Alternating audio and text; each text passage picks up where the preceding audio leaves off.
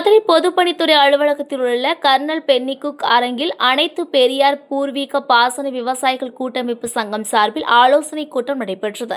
இந்த ஆலோசனைக் கூட்டம் கம்பம் பள்ளத்தாக்கு விவசாய சங்க தலைவர் விஜயராஜன், ஒருபோக விவசாய சங்க தலைவர் முருகன், இருபோக விவசாயிகள் சங்க தலைவர் முருகன் ஆகியோர் தலைமையில் நடைபெற்ற இந்த கூட்டத்தில் மதுரை இருபோகம், ஒருபோகம் மற்றும் கம்பம் பள்ளத்தாக்கு விவசாய சங்க முக்கிய நிர்வாகிகள் பங்கேற்று கலந்து ஆலோசனை நடத்தினர்.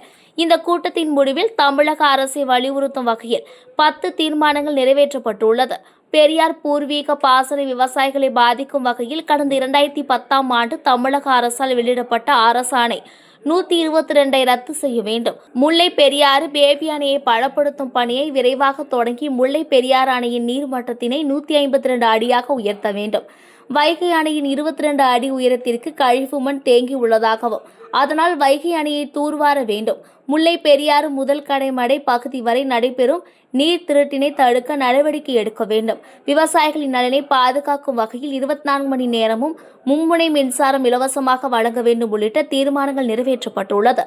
இது குறித்து செய்தியாளர்களை சந்தித்த மேலூர் ஒருபோக பாசன விவசாய சங்க தலைவர் முருகன், விவசாய சங்கங்கள் ஆலோசனைக் கூட்டத்தில் நிறைவேற்றிய 10 தீர்மானங்கள் தொடர்பாக தமிழக அரசு உடனடியாக நடவடிக்கை எடுக்க வேண்டும். விவசாயிகளின் கோரிக்கை மீது தமிழக அரசு உரிய நடவடிக்கை எடுக்காவிட்டால் ஆர்ப்பாட்டம், உண்ணாவிரதம் மற்றும் அனைத்து விவசாய சங்கங்களை ஒருங்கிணைத்து சாலை மறியல் போராட்டங்களில் ஈடுபடுவோம் என தெரிவித்தார்.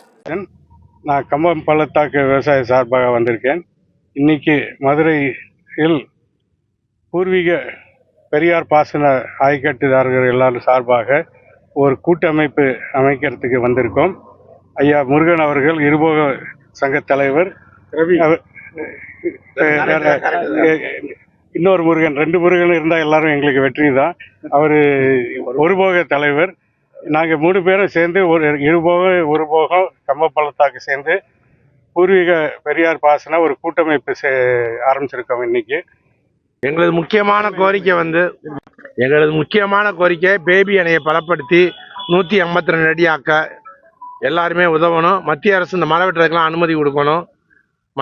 இந்த 122 ஜிஓவை மறுபரிசீலனை பண்ணோம். இது 2க்கும் நாங்கள் தீர்வு கிடைக்காட்டி அறவழியில் போராட்டத்தை ஆரம்பிப்போம். உண்ணாவிரதம், ஆர்ப்பாட்டம் அந்த மாதிரி பண்ணுவோம். நிறைய பேராட்டி ரோடு மறியல் பண்ணுவோம். முருகன், ஒரு விவசாய சங்க தலைவர்.